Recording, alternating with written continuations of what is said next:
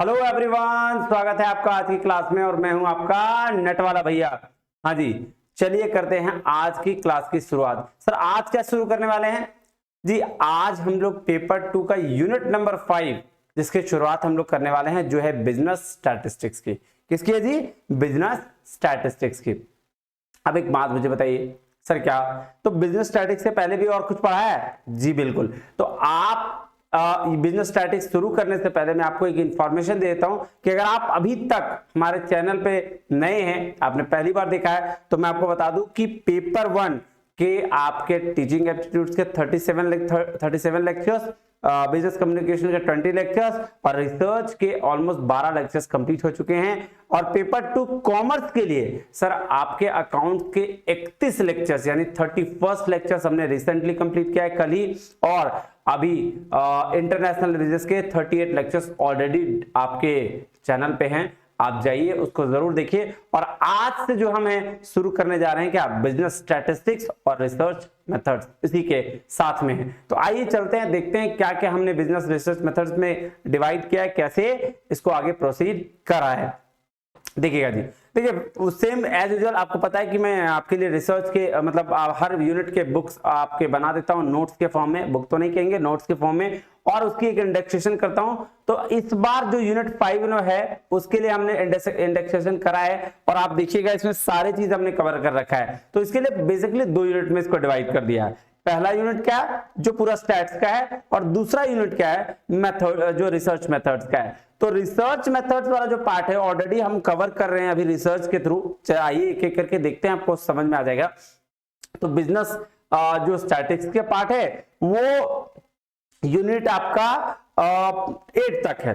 8 तक में चैप्टर 8 तक में, सॉरी यूनिट नहीं, चैप्टर 1 तक में आपका टोटल स्टैटिस्टिक्स का पार्ट आ जाएगा। ये देखिए, सबसे पहले हम लोग पढ़ेंगे इंट्रोडक्शन ऑफ बिजनेस स्टैटिस्टिक्स की। सर बिजनेस स्टैटिस्टिक्स का मतलब क्या, आया कहां से, कितने तरह के स्टैटिस्टिक्स होते हैं, ये सारी चर्चाएं करेंगे। फिर उसके बाद मेजर्स ऑफ सेंट्रल टेंडेंसी, जिसमें हम लोग मीन, मीडियन, मोड, है ना, फिर आपका ज्योमेट्रिक मीन, हार्मोनिक मीन, जिसको हम लोग पोजिशनल एवरेज और मैथमेटिकल एवरेज भी कहते हैं, वो सारा चीज पढ़ेंगे। फिर डिस्पर्सन में हम लोग स्टैंडर्ड डेविएशन पढ़ेंगे, मीन डेविएशन नहीं, रेंज, क्वार्टाइल डेविएशन सारा पढ़ेंगे। फिर आप लोग आ जाएंगे मेजर ऑफ स्क्यूनेस में, फिर स्क्यूनेस में हम लोग पढ़ेंगे। फिर उसके बाद है कोरिलेशन पढ़ेंगे, नहीं, उसके बाद है रिग्रेशन एनालिसिस, स्क्यूनेस के साथ यहाँ कुर्टोसिस भी है, उसको भी हम लोग पढ़ेंगे। उसके बाद रिग्रेशन एनालिसिस, कोरिलेशन, ये सारा पढ़ेंगे। और फाइनली चैप्टर 7 में हम लोग पढ़ेंगे अप्रोच क्या क्या प्रोबेबिलिटी के, वो सारा पढ़ लेंगे, ठीक है। और फिर प्रोबेबिलिटी डिस्ट्रीब्यूशन, बायनोमियल, पॉइजन और नॉर्मल डिस्ट्रीब्यूशन की चर्चा करेंगे, डिटेल में करेंगे। देखिए स्टैटिस्टिक्स एक ऐसा सब्जेक्ट है जहां पे लोग मतलब जिनको लगता है कि ये बहुत भारी है, लेकिन इसको अगर आप समझे ना इजीली, तो ये इतना इजी है जिस मतलब इसको बोलते हैं ना फालतू के आपके 20 नंबर आपके पास आ जाएंगे, क्योंकि इससे 10 से 12 क्वेश्चन, कभी कभी 15 क्वेश्चन भी पूछा जा सकता है, जाता है। तो आप 10 क्वेश्चन तो मान के चलिए से पूछा जाता है यूसी नेट में। तो अगर आप इसको एक बारी अच्छे से पढ़ लेंगे, और बेसिकली आधा जो इसका यूनिट है वो तो रिसर्च से रिलेटेड है। देखिए नेक्स्ट यूनिट देख लीजिए, आप दिखाता हूं, research concept, types and research design, ये हमने रिसर्च में पढ़ा। डेटा कलेक्शन, क्लासिफिकेशन पढ़ा, सैंपलिंग के मेथड्स वगैरह सारे पढ़े। हाइपोथेसिस टेस्टिंग ये ऑलरेडी हमारा हो चुका है, कहां? रिसर्च वाले पार्ट में। तो आप जाइएगा प्लेलिस्ट में, रिसर्च में जाइएगा, और वहां आपका एक लेक्चर नंबर 1 से लेक्चर नंबर 10 तक में 11 तक आपको ये सारी चीजें मिल जाएंगी। फिर आगे भी हम पढ़ेंगे। तो आर्ट्स अभी आपका स्टैटिस्टिक्स का यूनिट चैप्टर नंबर 8 से चैप्टर नंबर 12 तक, सॉरी चैप्टर नंबर 9 से, एक्सट्रीमली सॉरी, चैप्टर नंबर 9 से 12 तक ये तो ऑलरेडी हमने कवर कर रखा है। अब बचा चैप्टर 8 तक, ठीक है, चैप्टर 8 तक। तो चैप्टर 8 तक पढ़ने के लिए आपको एकदम बेसिक से पढ़ेंगे और अच्छे तरीके से जानेंगे, और इसी 8 चैप्टर के बेस पर आपका टोटल का टोटल 20 नंबर आ जाएगा, 10 क्वेश्चन सही होंगे। बस इसको आराम से समझिएगा, हड़बड़ाने की जरूरत नहीं है, स्किप करने की जरूरत नहीं है, एक एक चीज को ध्यान से समझिए। स्टैट्स में आप नंबर पूरा उठाएंगे, इसकी श्योरिटी मैं आपको देता हूं। आइए चलिए चलते हैं कहां? चैप्टर्स में। तो आज शुरू क्या करते हैं सर? आज शुरू करते हैं चैप्टर इंट्रोडक्शन टू स्टैटिस्टिक्स। क्या है स्टैटिस्टिक्स? तो आपको पता है कि हम लोग क्या करते हैं, हम लोग पहले चलते हैं कहां? पहले चलते हैं बुक में जी, सॉरी नोट्स में जी। नोट्स के थ्रू फिर हम चीजों को और अच्छे तरीके से समझते हैं। आइए नोट्स में इसकी चर्चा करते हैं, नहीं जी। तो सबसे पहले क्या होता है सर? स्टैटिस्टिक्स क्या मतलब हुआ सर, आप बताएंगे? स्टैटिस्टिक्स को हिंदी में कहते हैं सांख्यिकी। क्या बोलते हैं? सांख्यिकी। तो आप मुझे बताइए कि आया कहां से सर ये स्टैटिस्टिक्स? भी तो मतलब थोड़ा बहुत हम लोग जब पढ़ते हैं तो उसमें मैथ्स की तरह से लगता है, नहीं, जोड़ घटाओ, डेटा कलेक्ट करो, ठीक है, कोई नंबर से उसको कलेक्ट करो, तो नंबर्स डेटा मतलब कहीं ना कहीं हमको मैथ से की तरह ये लगता है। क्या बात सही है सर? जी बिल्कुल सही है। स्टैटिस्टिक्स जो वर्ड है तो वो कहां से आया इसकी चर्चा करेंगे, लेकिन स्टैटिस्टिक्स आया कहां से, किस, ये सब्जेक्ट किससे रिलेटेड लिया गया है? तो ये बोलता है कि a branch of mathematics that deal with the numbers. तो ये क्या है? मैथमेटिक्स का एक ब्रांच है जो सिर्फ नंबर्स से डील करता है कि हम किसी भी चीज को कलेक्ट कैसे करते हैं, डेटा को नहीं, एनालाइज कैसे करते हैं, सारा चीज कैसे करते हैं, इसकी बात ही करता है। तो नंबर्स में जो डील करता है और पार्ट किसका है? मैथमेटिक्स का, उसको हम लोग स्टैटिस्टिक्स कहते हैं। स्टैट्स, डेटा, ऑब्जेक्टिविटी, ये सारा इसके पार्ट्स आ जाएंगे आपके। अब देखिए, तो बोला भैया आया कहां से ये? कहीं ना कहीं से तो ये वर्ड आया होगा ना। स्टैटिस्टिक्स क्यों बोला गया, कहां से आया ये वर्ड? तो बोला, तो हमने कहा कि कुछ ने कहा कि ये लैटिन वर्ड है, स्टेटस से आया। क्या बोला? लैटिन वर्ड क्या था? स्टेटस, उससे आया। कुछ ने कहा कि जर्मन वर्ड है स्टैटिस्टिक, उससे आया। कुछ ने कहा इटालियन वर्ड है स्टैटिस्टा, उससे आया। और कुछ ने कहा क्या फ्रेंच वर्ड है स्टैटिस्क्यू, उससे आया। क्लियर है बात? तो ये अलग अलग लोगों ने अलग अलग तरीके से कहा। बोला भाई साहब लैटिन वर्ड स्टेटस से आया, तो हाँ, तो उसको लैटिन वर्ड कहां से आया? स्टेटस से आया। जर्मन वर्ड कहां से? स्टैटिस्टिक्स से आया। जर्मन वर्ड स्टैटिस्टिक्स नहीं आया, जर्मन वर्ड स्टैटिस्टिक्स जो है वो, ये जर्मन वर्ड एक वर्ड है स्टैटिस्टिक, उसके थ्रू से वो स्टैटिस्टिक्स वर्ड आया, ठीक है। उसी तरह से इटालियन वर्ड है एक, क्या? स्टैटिस्टा, जिससे निकलकर स्टैटिस्टिक्स आया है। फ्रेंच वर्ड एक वर्ड है क्या? स्टैटिस्क्यू, तो उससे निकल के आया क्या? स्टैटिस्टिक। तो अब बोलता भाई साहब इसको हम याद कैसे करें चारों को? इजी वर्ड है। आप देखिएगा सब में एस टी ए कॉमन है ना? एस टी ए टी सब में कॉमन है। देखिए यहां से अगर इसको निकाल दीजिए एस टी ए टी, यहां से इसको निकाल दीजिए, यहां से इसको निकाल दीजिए, यहां से इसको निकाल दीजिए, ठीक है। तो एस टी ए टी सब में कॉमन है। तो इसको याद करने का बड़ा सिंपल तरीका है। लैटिनस, लैटिन वर्ड से आया तो लैटिनस। जर्मनिस्टिक, जर्मन से आया तो जर्मनिस्टिक। इटालियन वर्ड से आया तो इटालियनिस्टा। और फ्रेंच वर्ड से आया तो फ्रेंच क्यू। ठीक बात है। स्टैट तो सब में कॉमन है ना, तो स्टैट हटा दीजिए। लैटिन से लैटिनस, जर्मन से जर्मनिस्टिक, इटालियन से इटालियनिस्टा और फ्रेंच से फ्रेंच क्यू। तो याद करने का बड़ा सिंपल वर्ड है। हाँ जी सर, चलिए तो ये तो याद करने का तरीका मैंने बता दिया। अब आपको क्या देखना है कि सर बेसिकली जो स्टैटिस्टिक है वो दो भागों में बांटा गया है उसको, ठीक है। एक को बोलते हैं क्या? प्लूरल सेंस, और एक को बोलते हैं क्या? Singular sense. क्लियर है बात? क्या मतलब है इसका, आइए देखते हैं क्या बोल रहा है ये, ठीक है। एक मिनट, हाँ, बोल रहा है इसका मतलब न्यूमेरिकल डेटा से है जो रिलेट करता है किसी भी फील्ड से, like production, income, expenditure, price, population. तो देखिए प्लूरल सेंस का मतलब क्या हुआ? न्यूमेरिकल डेटा से है, ठीक है। जिसकी बात करते हैं स्टैटिकल, जैसे प्रोडक्शन पे कितना खर्च हुआ, इनकम कितना है, पॉपुलेशन कितना है, ये जब बातें करते हैं उससे जो नंबर्स निकल के आते हैं ना, न्यूमेरिकल डेटा, उसको बोलते हैं नंबर्स जो निकल के आते हैं उसको हम लोग बोलते हैं क्या? Plural sense, statistics in plural sense. तो ये स्टैटिस्टिकल डेटा की बात करता है। किसकी बात करता है जी? स्टैटिस्टिकल डेटा की।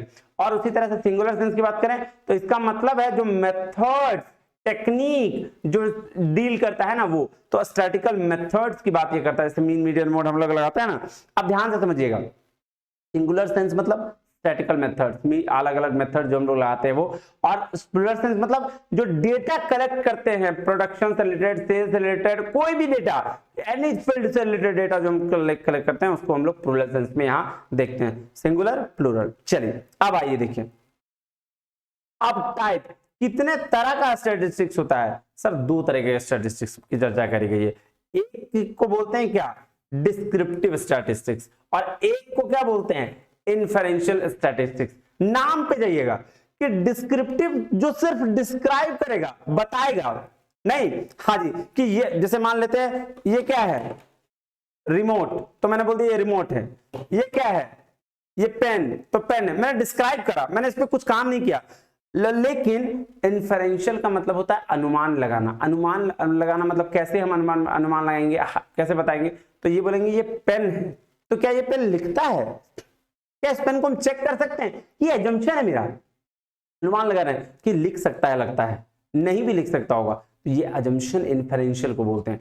अब इस बेसिस पर हम इसको अजम्पशन के बेस पर क्या कंक्लूजन निकालते हैं, किस बात का? कि भाई साहब क्या ये पेन सही हो सकता है कि नहीं, हो भी सकता है, नहीं हो सकता है। इसके लिए हमको देखना होगा क्या करके, टेस्ट करके, लिख के देखना होगा। जैसे ये नॉर्मल पेन है, अगर हम यहाँ लिखते हैं तो ये चलने लगा, तो इसका मतलब क्या, जो हमने एजम्पशन लिया उसका कंक्लूजन क्या निकला कि हाँ भाई ये पेन चलता है। तो ये जो इन्फरेंशियल कंक्लूजन वाली बात करता है, कंक्लूजन ड्रॉ करता है, वो उसी को हम लोग बोलते हैं क्या, इन्फरेंशियल स्टैटिस्टिक्स। और जो सिर्फ डिस्क्राइब किया कि क्या है, यह एक पेन है, तो ये इसको बोलते हैं डिस्क्रिप्टिव, जहां हम क्या करते हैं, डेटा को, सिर्फ न्यूमेरिकल डेटा को डिस्क्राइब करते हैं। क्लियर है बात? हाँ, इसका एग्जाम्पल एक और ले लीजिए। मान लेते हैं कि हमने कोई डेटा कलेक्ट किया किसी सेंसस का, ठीक है।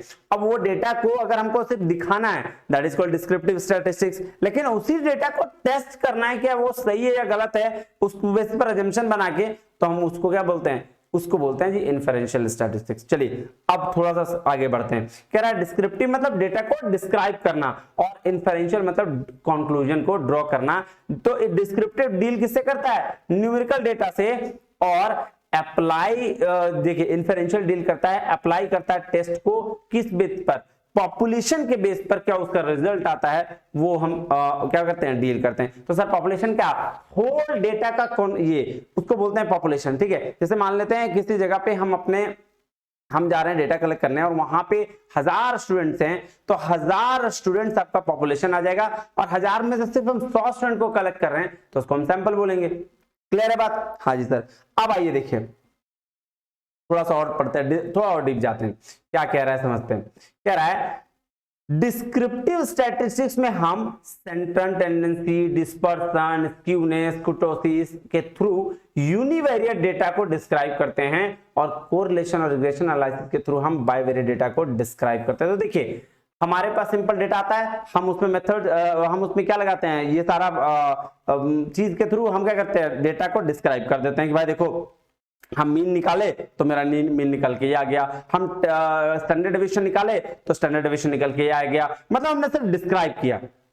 अब आइए नेक्स्ट, तो इन्फरेंशियल स्टैटिस्टिक्स क्या हुआ, तो सर इन्फरेंशियल स्टैटिस्टिक्स में हम कंक्लूजन निकालते हैं। कैसे निकालेंगे कंक्लूजन, तो सर हम क्या करेंगे, पॉपुलेशन के पैरामीटर के बेस पर, पॉपुलेशन पैरामीटर मतलब जो हमने होल डेटा लिया, और उसी के बेस पर सैंपल स्टैटिस्टिक्स के बेस पर हम कंपेयर करके देखेंगे कि क्या जो हमने, मान लेते हैं 1000 लोग थे, पूरा पॉपुलेशन 1000 का था, और हमने 100 का सैंपल लिया, तो जो 100 का सैंपल लिया उस पे जो टेस्टिंग करके हमने ये देखा कि क्या सैंपल जो हमने लिया वो पूरे पॉपुलेशन को रिप्रेजेंट कर रहा है कि नहीं कर रहा है। तो आइए देखिए, कह रहा है इन्फरेंशियल स्टैटिस्टिक्स में हम कंक्लूजन निकालते हैं on the basis of population parameter, और किसके बेस पर, सैंपल के स्टैटिस्टिक्स के बेस पर। तो सैंपल स्टैटिस्टिक्स और पॉपुलेशन पैरामीटर के बेस पर जो हम कंक्लूजन निकालते हैं, ड्रॉ करते हैं, उसको हम लोग क्या बोलते हैं, सर बोलते हैं इन्फरेंशियल स्टैटिस्टिक्स। देखिए पूरा यहां 2 मेजर एक्टिविटी स्टडी करते हैं। क्या 2 मेजर एक्टिविटी, ध्यान दीजिएगा।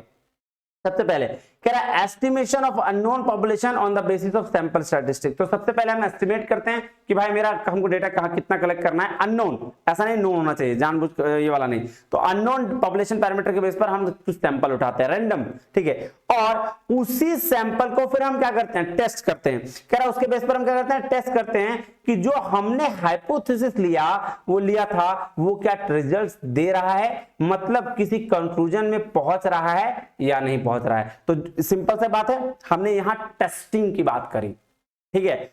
जो आपका इन्फरेंशियल स्टैटिस्टिक्स है वो सिर्फ टेस्टिंग की बात करता है कि हम जो अजम्पशन लेके चलते हैं उस अजम्पशन पे हम खरे उतरे हैं कि नहीं उतरे हैं, तो उसी बेस का, उसी को तो हम कंक्लूजन बोलते हैं, नहीं, हाँ जी। और जो डिस्क्रिप्टिव है वो अलग अलग जो स्टैंडर्ड डेविएशन है, आपका स्टैंडर्ड टेंडेंसी है, आपका डिस्पर्शन है, उसके थ्रू हम डिस्क्राइब करते हैं डेटा को, ठीक है, अलग अलग तरीके से।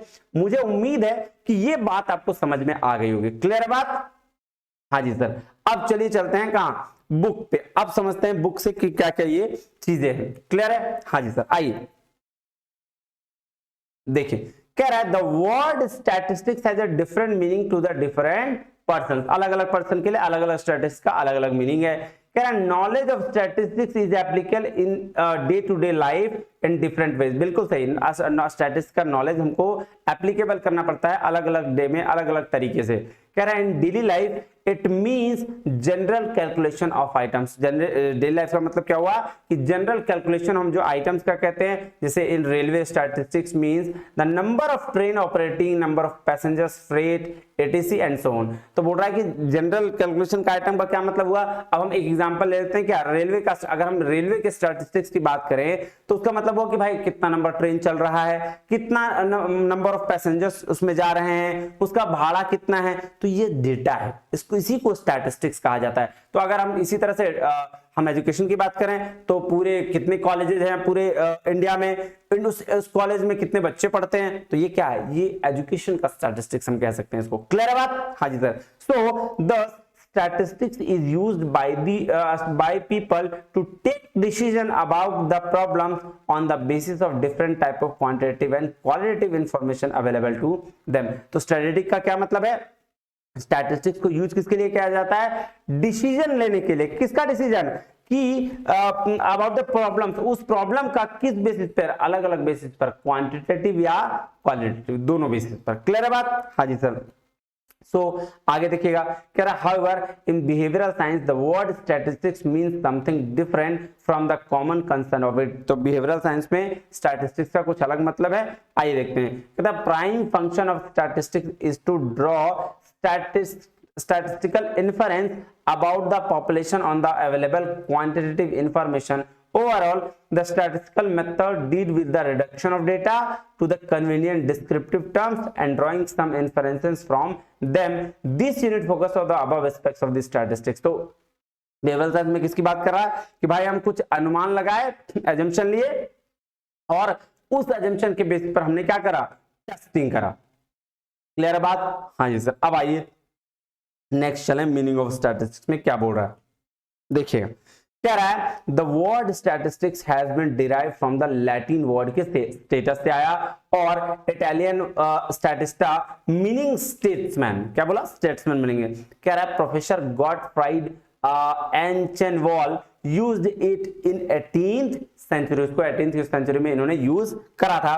कह रहा है during early period these words were used for political state of region। कह रहा the word statista was used to keep the record of census और data related to wealth of the state, है ना।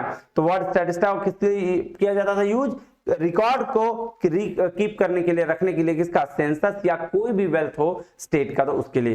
कह रहा है gradually its meaning use extended and there onwards its nature also change. तो बोल रहा है जैसे इसका मतलब, और जैसे जैसे चीजें एक्सटेंड होती गई इसका मतलब और बदलता गया। तो the word statistics is used different meaning in the singular and plural sense. तो अलग अलग वर्ड स्टैटिस्टिक्स को दो सेंस में बांटा गया, किसमें, सिंगुलर और प्लूरल सेंस में। अब कह रहा है therefore it can be defined in two different ways, दो डिफरेंट वेज में देखा जा रहा है। तो singular statistics in plural sense, सबसे पहले प्लूरल सेंस में कैसा है इसको आइए देखते हैं। कह रहा है statistics used in the plural sense means that the quantitative information is available called data। तो जो statistics को क्या बोला गया प्लूरल सेंस में, कि जो भी क्वांटिटेटिव इंफॉर्मेशन आपके पास है उसको कहा गया क्या, डेटा। तो डेटा के फॉर्म में स्टैटिस्टिक्स को डिफाइन किया गया प्लूरल सेंस में। फॉर एग्जांपल, क्या एग्जांपल दिया, कह रहा है information on population demographic features, enrolment of student in the psychology programmes of IGNOU and the like. तो बोल रहा है ये जो इंफॉर्मेशन है कि कितने फीचर्स हैं आपके डेमोग्राफिक बेस पर, या फिर साइकोलॉजी में कितने स्टूडेंट ने एडमिशन लिया, तो ये जो डेटा है ना क्वांटिटेटिव, ये जो क्वांटिटेटिव इंफॉर्मेशन है ना, इसी को डेटा का नाम दिया गया, और यही स्टैटिस्टिक्स प्लूरल सेंस में यूज किया गया। अब देखिएगा वेबस्टर और अलग अलग लोगों ने डिफाइन किया है, क्या किया, मैं एक पढ़ देता हूं। कह रहा statistics are the classified facts, देखिएगा क्या है, classified facts representing the condition of the people in a state, specifically those facts which can be stated in numbers or table of number or classified arrangement। Clear है बात? हाँ जी sir. आगे चलिए, कह रहा है फीचर्स और characteristics of statistics in plural sense. अब देखिए इसके फीचर्स और समझिएगा प्लूरल सेंस में कैरेक्टरिस्टिक्स को क्या होता है। बोल रहा है स्टैटिस्टिक्स क्या है, एग्रीगेट्स ऑफ फैक्ट्स है।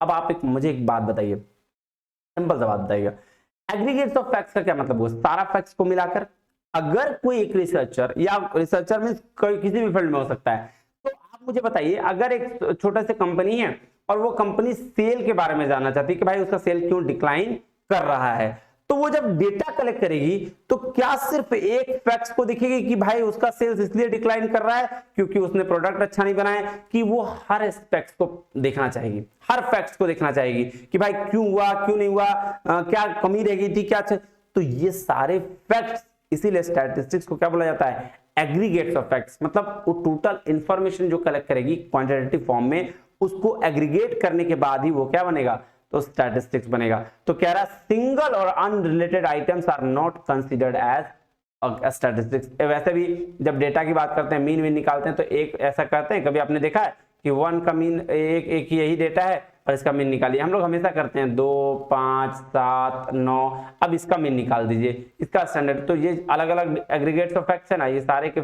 मान लो इसको फैक्ट्स हैं, तो इसके बेस पर ही हम स्टैटिस्टिक्स निकालते हैं। हाँ जी सर, तो ये समझने के लिए आप इसको ऐसे समझ सकते हैं। क्लियर बात? हाँ जी सर, अब आगे बढ़िए। नेक्स्ट दूसरा क्या है, दूसरा बोल रहा है स्टैटिस्टिक्स, एक minute, statistics are affected by multiplicity of causes. हाँ बिल्कुल सही, अलग अलग कॉज की वजह से ये इफेक्ट करता है। ठीक है, हो सकता है डेटा गलत मिले, हो सकता है डेटा सही ना मिले, है ना, बात तो एक ही है, लेकिन हो सकता है और भी प्रॉब्लम हो। क्या प्रॉब्लम? तो कह रहा है in statistics the collected information are greatly influenced by a number of factors and force working together. हाँ, जो इससे रिलेटेड काम भी कर रहे हो सकता है वो डेटा ना दे, वो दिक्कत करे, और वो जो दे वो गलत हो, तो इसके बहुत सारे फैक्टर्स भी हो सकते हैं। क्लियर है बात? हाँ जी सर। तो देखिए उसके बाद बोल रहा है statistics are numerical facts, number के रूप में जो फैक्ट है उसको कंसीडर करता है स्टैटिस्टिक्स। याद रखिएगा, stats means numbers, that's it. कह रहा है only numerical data constitute statistics, ये बात ध्यान में रखिएगा। नेक्स्ट कह रहा है स्टैटिस्टिक्स आर इन्यूमरेटेड और estimated with a reasonable standard of accuracy. ये बहुत बड़ी चीज है। अब ऐसा आप नहीं कह सकते कि आपने पूरा तरीके से डेटा कलेक्ट नहीं किया और आप बोल देंगे कि रीजनेबल एक्यूरेसी आ गया। डेटा कलेक्शन मतलब अब जैसे सिंपल सी बात है, 1000 लोग हैं और 1000 लोग में 5 डेटा ले लिए और बोल दिए रीजनेबल एक्यूरेसी है, नहीं कह सकते ऐसा। 1000 लोग में अगर आपने मान लेते हैं 500 लोगों को ले लिया तो आप कह सकते हैं क्या, रीजनेबल एक्यूरेसी। तो रीजनेबल एक्यूरेसी मतलब होगा ऑथेंटिकेट डेटा, ऐसा नहीं कि आप किसी भी तरीके से काम कर ले रहे हो। सो वही कह रहा है while enumerating the estimating data a reasonable degree of accuracy must be achieved.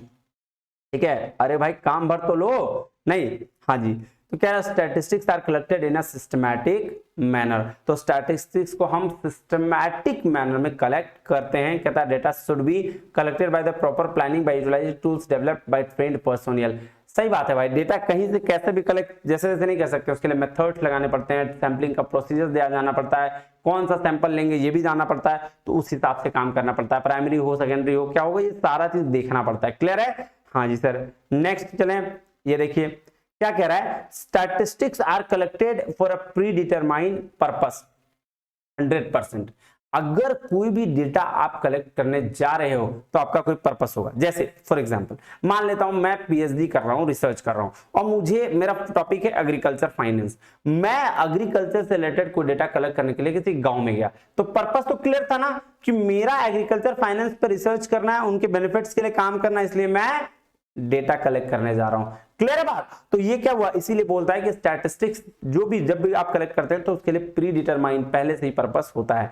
कह रहा है it is necessary to define the objective of inquiry before collecting the statistics. The objective of inquiry must be specific, well defined. ठीक है, statistics should be comparable होना चाहिए। क्यों? क्योंकि अगर आप कंपेयर नहीं करते हैं तो आपको पता नहीं चल पाएगा एग्जैक्ट फिगर क्या है। ठीक है, आप किसी एक को बेस मानकर काम नहीं कर सकते स्टैटिस्टिक्स में। क्लियर है? कह रहा है introduction to statistics only comparable data will have some meaning for statistical analysis. Thus data should be comparable with respect to time, place, group, etc. Thus it may be stated that all statistics are numerical statement of the facts but all numerical statements of facts are not necessarily statistics. देखिए इसको ध्यान में समझिएगा line को, क्या बोला, सारा statics जो होगा वो न्यूमेरिकल स्टेटमेंट ऑफ फैक्ट होगा। ये बात सही है, स्टैटिस्टिक्स मतलब न्यूमेरिकल स्टेटमेंट ऑफ फैक्ट्स, लेकिन सारा न्यूमेरिकल स्टेटमेंट स्टैटिस्टिक्स नहीं हो सकता। क्यों? क्योंकि वो ऑथेंटिक नहीं होगा। क्लियर बात? हाँ जी।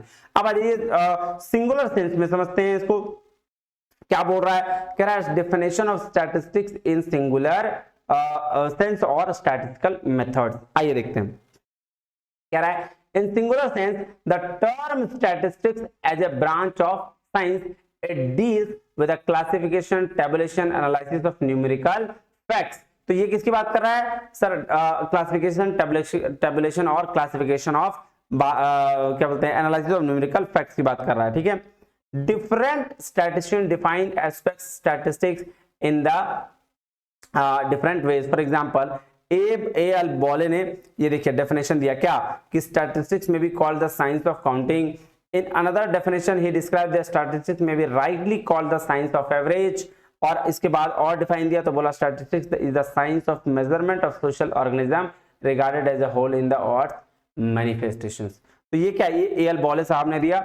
अब बोल रहा है all three definitions given by Bolle seem to inadequate because these do not include the all aspects of statistics. तो ये जो तीन डेफिनेशन दिया बोले चाचा ने, वो चाचा जी क्या डेफिनेशन क्या बोला, बोला भाई ये गलत है क्योंकि इसमें हर एस्पेक्ट्स को कवर नहीं किया गया।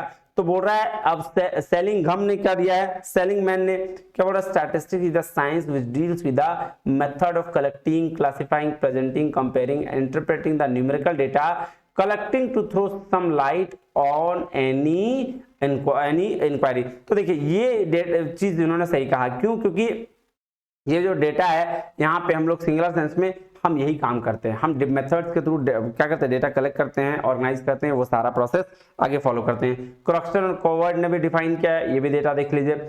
चलिए अब इसको छोड़िए, आप एक बार पढ़ लीजिए, कह रहा है among all definitions one given by Croxton and Cowden is considered is the most appropriate as it covers all aspect in the field of statistics. तो जो क्रॉक्स्टन का डेफिनेशन सबसे बेस्ट डेफिनेशन है कि देखिए ये क्या बोल रहा है, कह रहा है statistics as a collection, presentation, analysis and interpretation of numerical data.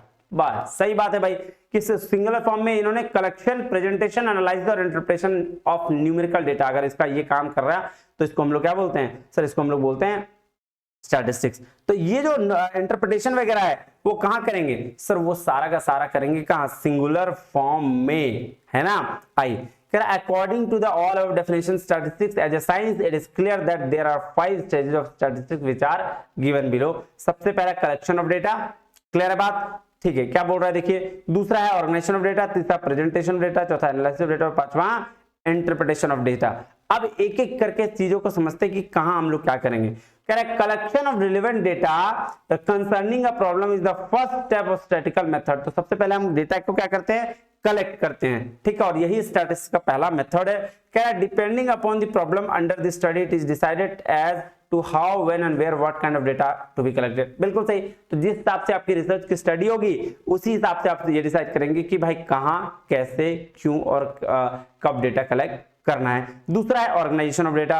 अब देखिए the second step in statistical methods is to organise the collected data. अब देखो ये भी बहुत जरूरी है कि आपके पास 50-60 डेटा आ गए, मतलब बहुत अलग अलग जगह से डेटा कलेक्ट कर लिया, आप उस डेटा को ऑर्गेनाइज करो कि with a view to rendering the collect data more comparable and simpler.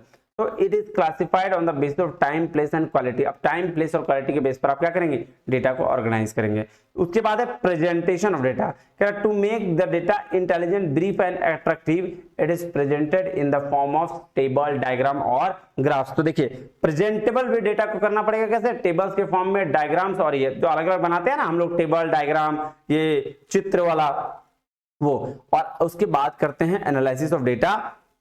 तो कह रहा था fourth step is analysis of data. To draw the conclusion it is necessary to analyse the data. तो data को analyse करने के लिए कह रहा there are different method of analysing the data, जैसे measure of central tendency, measure of variation, correlation. ये सारा ये हमने पढ़ा था ना कि सर डिस्पर्शन, कोरिलेशन, ये सारा चीज यूनिवेरिएट बाइवेरिएट डेटा एनालिसिस करता है। ठीक है, अब आ जाते हैं इंटरप्रिटेशन ऑफ डेटा। कह रहा है under this method the conclusion are drawn after analysing the data two or more kinds of data are compared and conclusion drawn. Even a layman may understand them. The conclusions are expressed in simple and easy language. On the basis of such conclusions, future estimates are made. Clear है बात? हाँ जी sir. तो चलिए जी, आज इतना ही रखते हैं। मुझे उम्मीद है कि आपको ये चीज सारा चीज क्लियर हो गया होगा इंट्रोडक्शन ऑफ स्टैटिस्टिक्स में। अभी इसका एक और पार्ट लेके आएंगे दूसरा लेक्चर में, जिसमें हम टाइप ऑफ स्टैटिस्टिक्स समझेंगे, है ना, और सारी चीजों को समझेंगे। इसी का दूसरा पार्ट होगा जस्ट, है ना। और उसके बाद फिर हम क्या करेंगे, ये सारा चीज कवर करेंगे। पहला चैप्टर लॉ ऑफ स्टैटिस्टिक्स समझेंगे, type and law of statistics समझेंगे, ठीक है, लिमिटेशन ऑफ स्टैटिस्टिक्स समझेंगे। क्लियर है बात? हाँ जी सर। तो चलिए आज के लिए इतना ही, मिलते हैं अगले क्लास में। थोड़ा स्टैटिस्टिक्स में टाइम लगेगा, लेकिन उम्मीद करता हूं कि ये पढ़ने के बाद आपको सारी चीजें समझ में आ जाएंगी, नहीं? हाँ जी सर। तो चलिए मिलते हैं अगले क्लास में, तब तक के लिए थैंक यू वेरी मच। जय हिंद।